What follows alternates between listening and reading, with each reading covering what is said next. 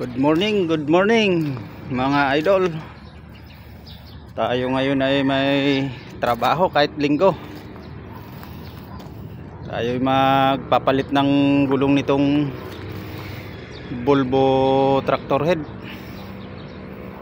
Yan o. Bali 6 na gulong papalitan natin. Dito sa kabila, tsaka yung sa harap, 2. Puro bago yan. Ayun yung kakabit natin. 4 na yan. Tapos may isa dun, oh. Tapos nandun yung isa sa reserbahan. Kondisyon na si Volvo. No, yan pa. Yan natin unahin mamaya.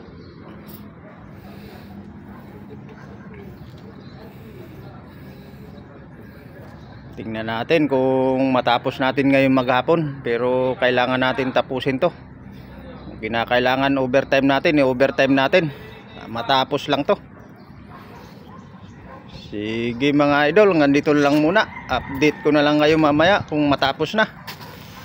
Maraming salamat. Kung nagustuhan nyo itong video ito, kung pwede, pakipalo, pakishare na lang kung pwede.